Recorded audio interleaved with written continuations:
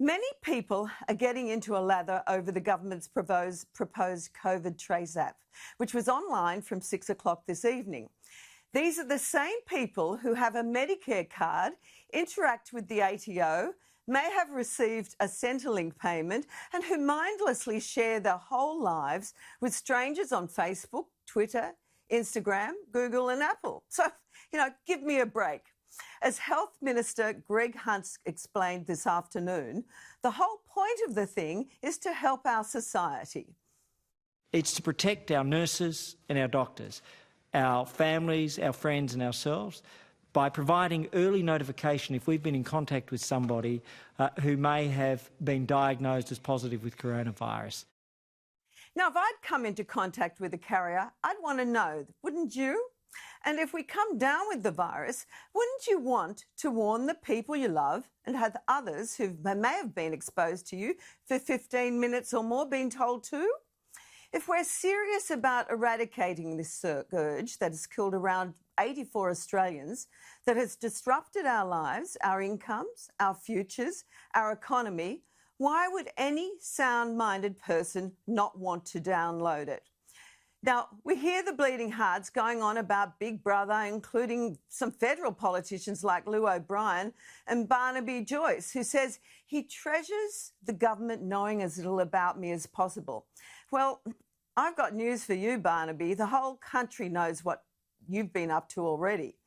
Now, I don't know what these people are really worried about. Maybe they'll need to shorten their interactivities to under 15 minutes if they have something to hide. Crucially, this app doesn't do geolocation and collects just 4 things: our name, mobile number, age and postcode. Information many of us have already put online and do so regularly. So we know it's not mandatory, but at least 40% of the population need to install it for the results to be effective. And I hope you'll consider being one of that 40%.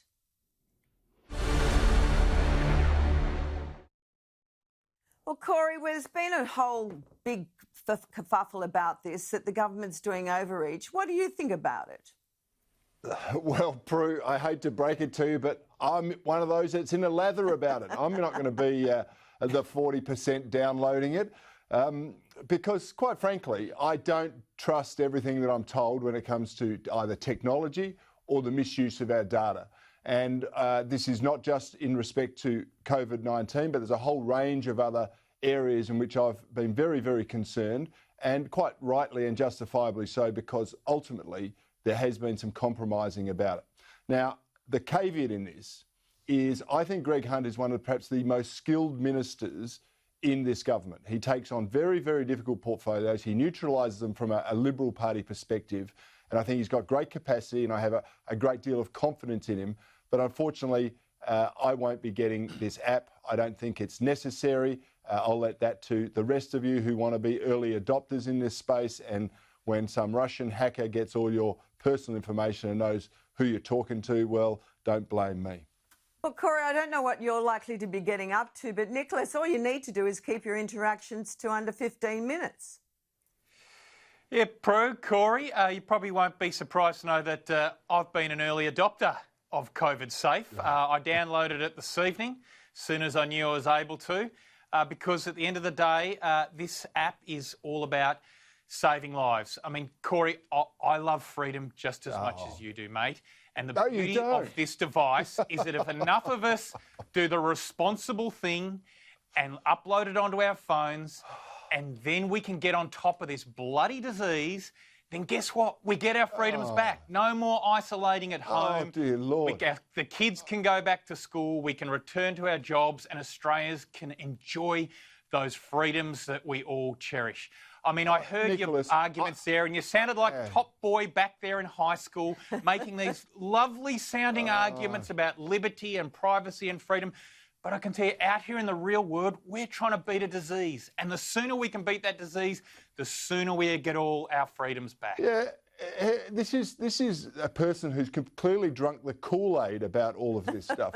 What is more damaging than COVID-19 is the response to it. What Daniel Andrews has done in Victoria has unwound so many freedoms that we've taken for granted and thought the government could never take away, and you're just endorsing it. This is another step down the tyrannical path, is how I would argue it. And if you think that government is always going to act in your interest rather than government's interests, we're going to have a fundamental disagreement on this. But one person who's been in the service of government, and I'm hoping will have a very common sense position on this, is you, Catherine. So please, are you going to support me on the Freedom Inquiry here or not? Conditionally supporting you, Cory. Let me try to just give an each way bet here. I am going to take the app up.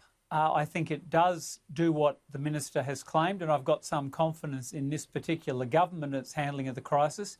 I have great sympathy for your broader proposition that Australians have surrendered a lot of liberties without any quibbling and with far too little oversight already in the name of fighting this crisis. We've been remarkably acquiescent and pliable, and I think that there has been real overreach, and we need to get guarantees in advance. We need sunset clauses on some of the major expenditure items.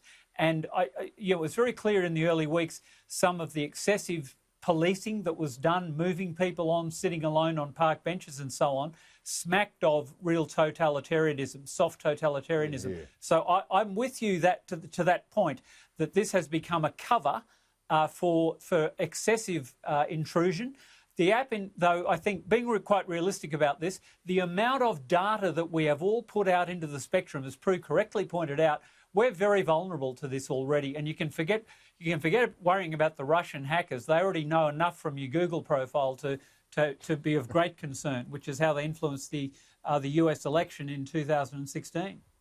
Exactly. You know, I just don't understand why people have this ridiculous notion that people are really interested in them enough, that the government is going to track you. And the fact is, if you can help save one life, if you can save the life of your loved one, surely that's enough of a reason to download it. So I'm sorry, guys. I think, Cory, you've been, you need to go and have a few drinks and give yourself an uppercut, I think. You're pushing all the emotional buttons about saving someone's life. Well, that's what it's all about. No, hang on a second. If I've got COVID-19, I'll know about it and I'll try and distance myself from those that are vulnerable. You may not. I know who my loved ones are. So here we go. It's because I may have a virus that's nowhere near as bad as what they've been peddling for all this time, and all of a sudden we're meant to go into lockdown, destroy our economy, destroy our freedoms, and get tracked by government because someone else might get infected with it. Come on.